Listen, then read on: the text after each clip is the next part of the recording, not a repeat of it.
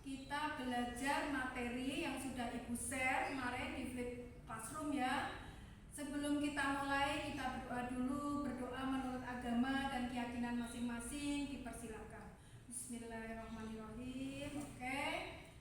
Oke, sekarang kita buka materi hari ini, kita mulai belajar. Gitu ya, yuk kita mulai belajarnya hari ini. Baiklah anak-anak, hari ini kita akan belajar tentang limit fungsi aljabar ya, limit fungsi aljabar. Seperti apa limit fungsi aljabar? Yuk kita lihat ya. Pengertian limit fungsi aljabar.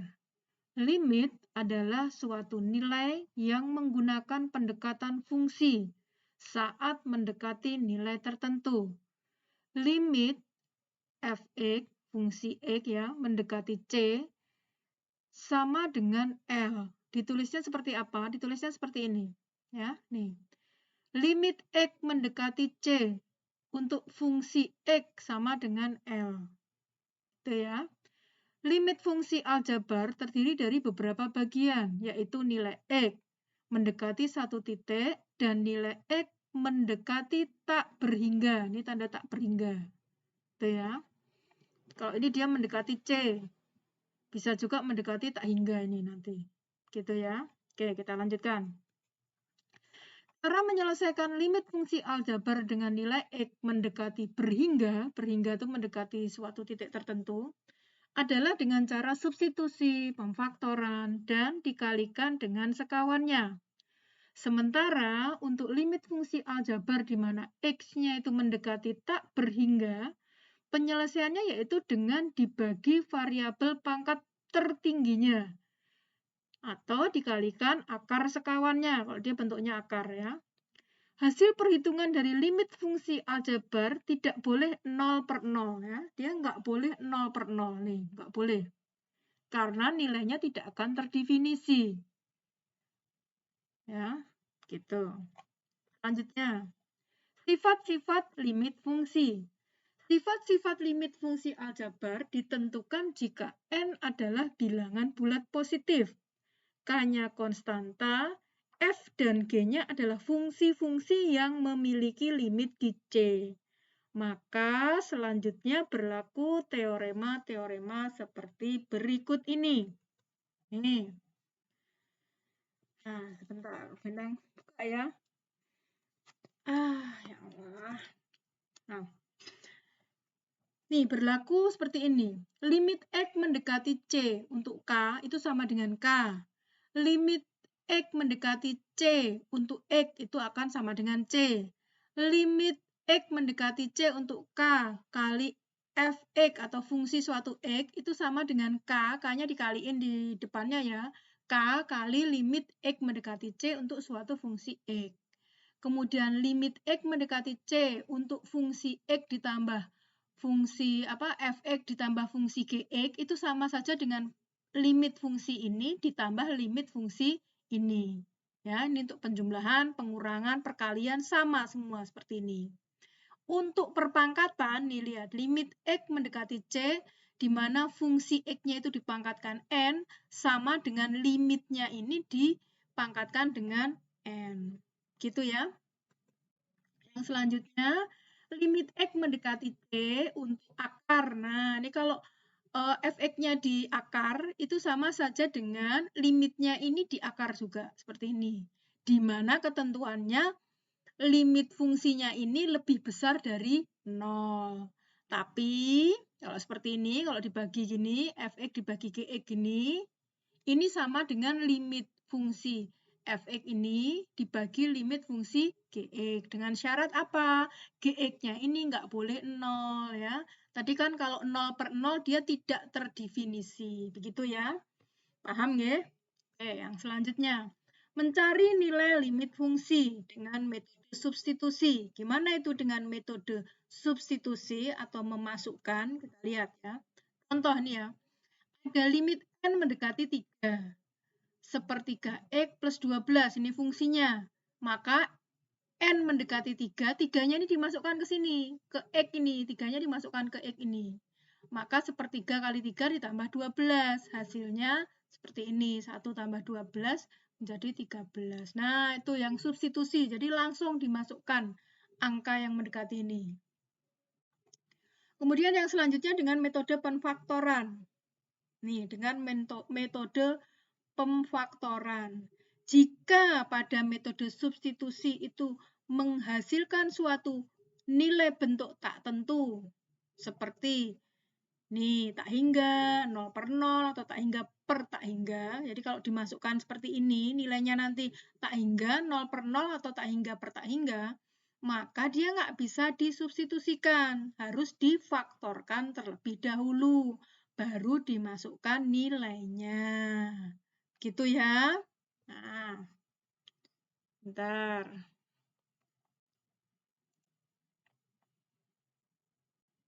Oke, yang selanjutnya ini ya. Contoh soal, nih saya ulangi lagi ya, contoh soalnya seperti ini. Limit n mendekati 3 tadi ya, dari fungsi sepertiga X plus 12 sama dengan sepertiga kali 3 ditambah 12. Maka hasilnya adalah 1 plus 12 sama dengan 13. Jadi dia disubstitusikan, dimasukkan. Nah, tapi kalau dimasukkan itu hasilnya itu nanti dia tak hingga, 0 per 0, atau tak hingga per tak hingga, maka dia nggak bisa disubstitusi ya. Dia harus difaktorkan terlebih dahulu. Dia harus difaktorkan terlebih dahulu. Gitu. Nih, bentuk pemfaktoran yang sering digunakan seperti ini. Ini dulu sudah di kelas 10 ya.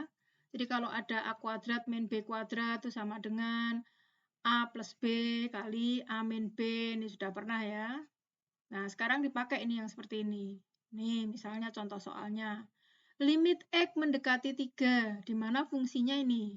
X kuadrat min 16 per X min 4. Maka ini diurai menjadi X min 4, X plus 4. Kalau ini sama, ini bisa dicorek. Nah, karena ini bisa dicorek, tinggal X plus 4. Baru X-nya ini disubstitusikan. 3-nya ini disubstitusikan ke X yang ada di sini. 3 plus 4 ketemu 7. Begitu ya, dengan faktorisasi. Yang selanjutnya, sama. Ini juga gitu difaktorkan ya. N pangkat 3 min 27. Setelah difaktorkan, ada yang bisa dicoret. Nah, tersisanya ini. Baru setelah itu, dimasukkan 5-nya ini, disubstitusikan. Demikian juga dengan ini. Gitu ya. Nah, oke. Sekarang kalau dengan mengalihkan faktor sekawan. Nah, bagaimana itu? Misalnya ini limit X mendekati 3. Bu, kalau ada akar-akar gini gimana, Bu? Nah, ini lihat nih, akar X min akar 2. Sekawannya berapa? Kalau ini min, sekawannya di sini plus. Nah, ini plus, gitu ya. Jadi dikalikan dengan akar X plus akar 2. Karena di sini akar X min akar 2. Sekawannya plus. Kalau di sini min, di sini plus.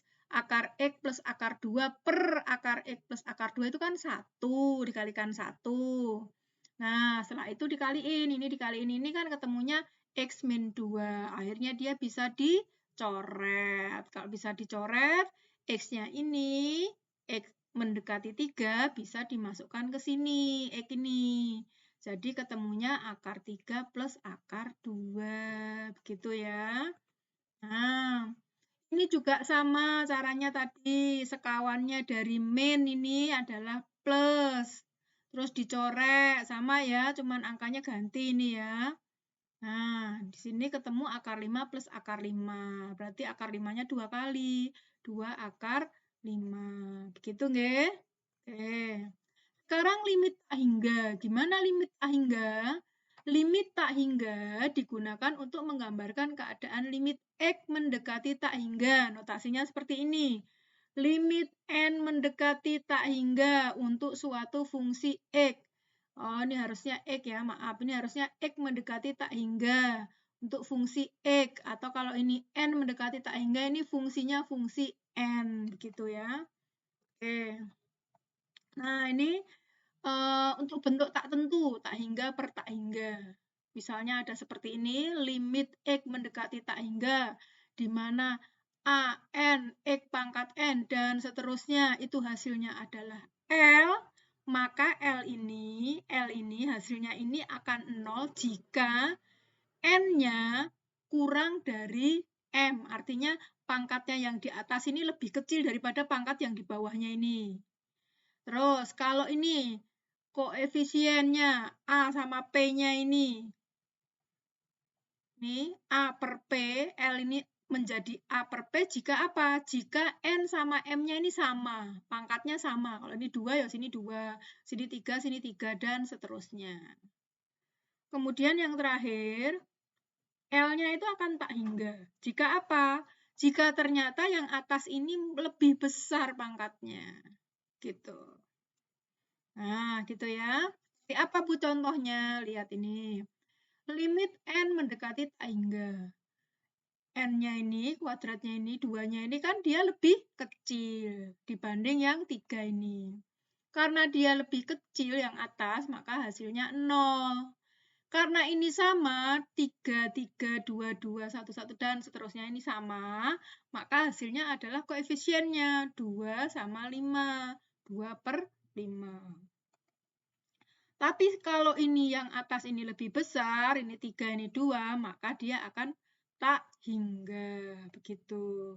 Nah, itu rumusnya seperti itu. Ini sama ya, cuman ganti aja angkanya. Nah, sekarang bentuk tak tentu. Bentuk tak tentu itu bagaimana, Bu? Oke. Baiklah, kita lanjutkan. Bentuk tak tentu. Bentuk tak tentu tak hingga tak hingga sampai tak hingga nih ya. Tak hingga dan min tak hingga maksud saya. Jadi kalau ada limit X mendekati tak hingga, akar dari AX kuadrat plus BX plus C dikurangi PX kuadrat plus QX plus R sama dengan L. L ini akan menjadi apa? L ini akan min tak hingga jika dan hanya jika A-nya kurang dari P. Kemudian L-nya itu akan menjadi B min Q per 2 akar A jika dan hanya jika A dan P-nya itu sama. L itu akan menjadi tak terhingga jika dan hanya jika A-nya lebih besar. Ini lebih besar. Kita lihat contohnya ya supaya jelas. Contohnya seperti ini. Ini, lihat. 2-nya dan ini 5, 2 dan 5, ini lebih kecil. Kalau ini lebih kecil, dia akan min tak hingga. Ya, kalau dia ini lebih kecil, dia min tak hingga. Sebaliknya, kalau yang ini seperti ini, dia lebih besar, 5 sama 3 ini lebih besar ini, dia akan tak terhingga. Gitu ya. Tapi kalau seperti ini sama, ini 3 dan 3, rumusnya seperti tadi. Rumusnya apa tadi? B min Q, berarti ini B kurangi Q per 2A. Lihat ya. B-nya 1, dikurangi Q, Q-nya 2, dikurangi Q, per 2 kali A, A-nya 3. Nah, nih. Gitu ya. 1 dikurangi 2 kan min 1 per 2 akar 3. Gitu, paham ya? Oke. Sampai di sini materi tentang limit fungsi aljabar, teori-teorinya dan contoh-contoh soalnya. Nanti setelah ini kalian bisa mencoba latihan-latihan soalnya sehingga lebih paham apa yang sudah kita pelajari hari ini. Oke, terima kasih. Yuk kita lanjut ke yang selanjutnya yaitu latihan soal. Gitu. Yuk. Terima kasih. Jika masih ada yang kurang jelas atau masih ada yang bingung, nanti pada saat kita latihan soal, kalian bisa sambil bertanya ya, menanyakan teorema-teorema yang sudah kita pelajari hari ini. Oke, terima kasih. Kita lanjutkan ke latihan berikutnya ya. Yuk, kita. Oke, baiklah anak-anakku, kita sudah belajar apa yang kita pelajari hari ini. Mudah kalian dapat, materi maupun latihan soal yang sudah kalian kerjakan hari ini bisa menambah wawasan kalian, bisa menambah pengetahuan kalian sehingga bermanfaat untuk kemudian hari. Oke, untuk materi yang selanjutnya silahkan nanti lihat di silabus yang Ibu kirimkan lewat WA ya.